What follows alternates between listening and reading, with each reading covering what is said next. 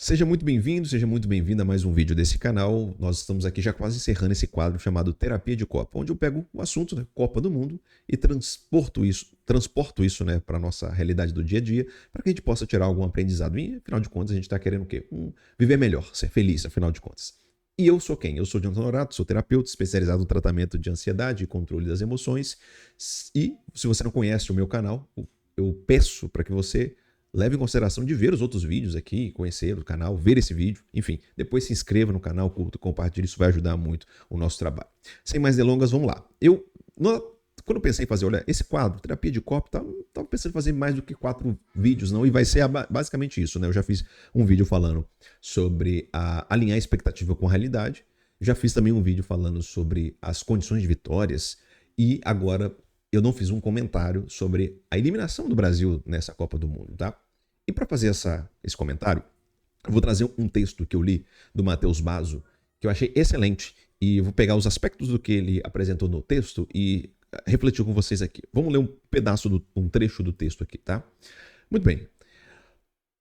Lendo aqui, ó, acho que vocês estão vendo. Ah, dá pra ver, né? Vocês estão vendo aqui meu cursor. Vamos começar aqui, né? Olha, na Idade Média, havia um conceito difundido pela religião e pela literatura, a rota fortunae, né?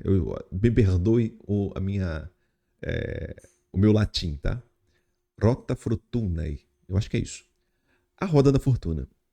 O Brasil perdeu para a Noruega e eu conheço o coração dos meus compatriotas. Sei que isso nos afeta de modo singular. Nosso amor pelo futebol é muito além de uma torcida pela seleção. O povo brasileiro transfere para ele a esperança de vitórias que, nos campos sociais, políticos e culturais, são sempre frustradas. Acho que faltou um S ali, né? Por isso, é fundamental sabermos viver a derrota no campo, que é onde exclusivamente a nossa glória tem brilho.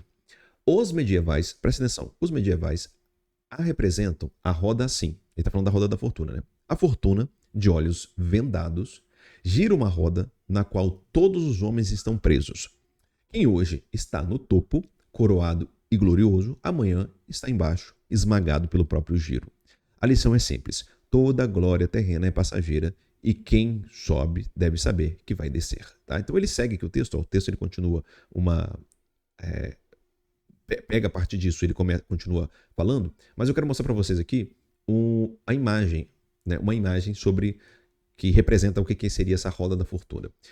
Ó, essa daqui seria a fortuna, como ele bem disse, ó, de olhos vendados. Ela está de olhos vendados. Existe uma roda onde o homem está preso, né? Cada um está preso nessa roda.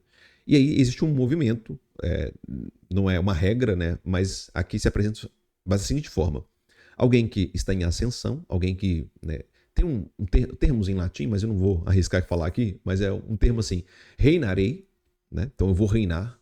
Depois, uma posição aqui de reinar mesmo, tem uma coroa, um cetro, tem uma governância, tá? Em cima, no topo das possibilidades. Depois já um movimento de descer, né? De queda, onde reinei. E por fim, não tem o reino. Então aqui a gente vê uma pessoa já sem até as vestes, quase que sem, parece que sem pele, um corpo amassado pelo peso da roda, né? Então tem esse giro aqui. Não é uma regra, nem que vai ficar girando sempre para lá, né? Nesse sentido horário, né? Não é uma regra, mas tem uma ideia aqui que eu gostaria de conversar com vocês. E é o seguinte: essa ideia, dentro do medievo é um período longo ali, né? Assim, então, uns 1000 anos lá no período medieval, essa ideia estava muito presente naquele período. Como a gente sabe disso? A gente sabe por textos, né? Temos muitos textos de filósofos, teólogos, sermões de padres, temos muitas poesias, tem muita parte da literatura que essa ideia da fortuna, principalmente da roda da fortuna, era presente nessa ideia do medievo. E com quase uma certa precisão, eu falo quase porque a gente não tem registro de pessoas que são artesãs, pessoas que são comerciantes, que são camponeses. Essas pessoas não deixaram nada escrito, né, afinal de contas, para nós. Mas como tanto nos sermões, tanto na poesia, tanto na literatura, na arquitetura, então, essas imagens elas estavam presentes em pinturas, é possível afirmar com quase uma certeza de que até o camponês, o artesão, o comerciante médio ali, o homem médio do período medievo, também conhecia esse conceito da roda da fortuna. O primeiro que levanta se eu não me engano, né, o primeiro que fala da roda da fortuna é Boécio, que inclusive a vida dele é muito interessante, né? Ele é basicamente o último dos romanos, né? Ele nasce ali na queda do Império Romano, e ele tem um movimento muito peculiar, assim, parece que ele passou por todos os estágios da roda, né? Por quê? Ele vai ganhando prestígio com o tempo, ele chega numa posição de máximo prestígio que ele podia para ele, e de repente as coisas viraram ao contrário, ele foi descendendo até ser preso e ser morto. Olha que curioso. Ele escreve, inclusive, a Consolação da Filosofia, é onde está essa ideia, dentro da prisão, e ele sabendo que iria morrer, ia ser condenado à morte. Então Boécio é um dos primeiros que escreve essa ideia, e essa ideia se estende por todo o medievo. E aí, quem é, enfim, essa Fortuna? Né? Fortuna é uma deusa romana que está ligada a esses aspectos de mudança, essas mudanças, tanto para o bem, tanto para o mal. Então, quando a pessoa ela está numa posição e ela ascende, ela tem uma condição de vida, digamos assim, melhorada, né? Então atribuía-se isso à fortuna. Tanto o contrário também, então a pessoa era afortunada e de repente foi tudo roubado dela, né? E essa ideia, ela continua transitando durante o medievo, apesar do medievo, aquele período ali, principalmente na região da Europa, né? Tô falando do período naquela região da Europa. Eles serem predominantemente cristãos, então uma deusa dentro da cosmovisão cristã não é um aspecto, né? Mas a ideia, ela ficou presente em todo esse período porque ela representa algo que, inclusive, da realidade. E você pode atestar isso e perceber isso na sua vida. Que tem coisas e fatores na sua vida que não dependem exclusivamente de você para acontecer. Essa ideia, tem gente que prega essa ideia, né? De que você pode tudo, é só você se esforçar e tudo mais. É uma mentira. Porque não é assim que funciona. Existem um fator sorte.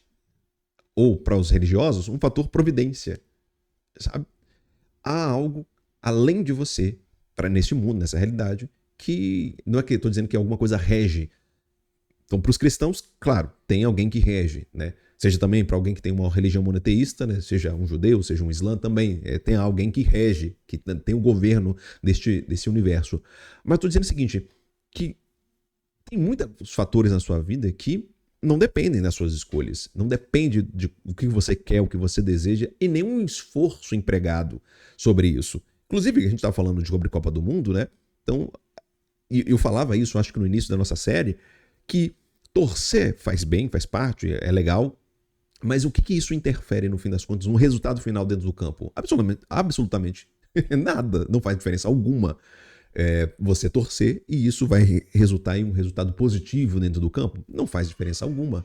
Fazer essa ligação é um absurdo. Então, existem uma série de fatores na sua vida que não dependem de você e que, repentinamente, a sorte virou para você ou a providência olhou para você. A providência, apesar por mais que sejam ruins as consequências, né, a providência sempre tem algo bom. Então, não importa.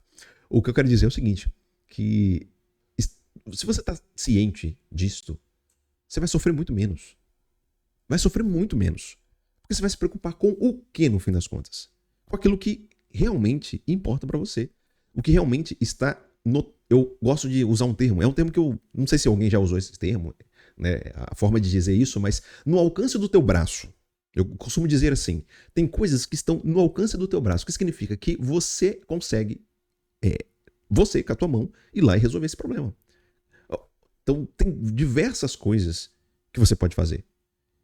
E tem uma infinidade de coisas que você não pode fazer. É curioso, né? Então tem muita coisa que você pode fazer, correto? Mas uma infinidade de coisas que não lhe cabem, que não faz parte de você. E aí tem muita gente que chega para consultar, fazer terapia, que sofrem, e sofrem muito, porque às vezes elas desejam mudar a realidade já para além dos seus limites. Do limite do seu braço. Lembra do tempo que eu falei? Do tamanho do seu braço. Você estica o seu braço e você fala assim, mede. Você vai medir. Você fala, olha, eu alcanço até aqui. Só que tem uma parte que eu não alcanço, mas eu quero mudar. E tem muita gente que sofre exatamente querendo mudar aquilo que não pode mudar. Querendo mudar aquilo que ele não tem braço para mudar. Acorda todos os dias preocupado em mudar as coisas que ele jamais poderá fazer. Jamais. E isso é um problema. Então como que a gente resolve? Afinal de contas, né? A gente resolve nos preocupando em apenas fazer aquilo que está no alcance do nosso braço. O que são as nossas responsabilidades. E tem muita gente que a vida fica pior. Porque ao dar atenção demasiada para aquelas coisas que você quer alterar, mas que não estão no seu alcance, você se esquece de colocar empenho naquilo que você é capaz de alterar.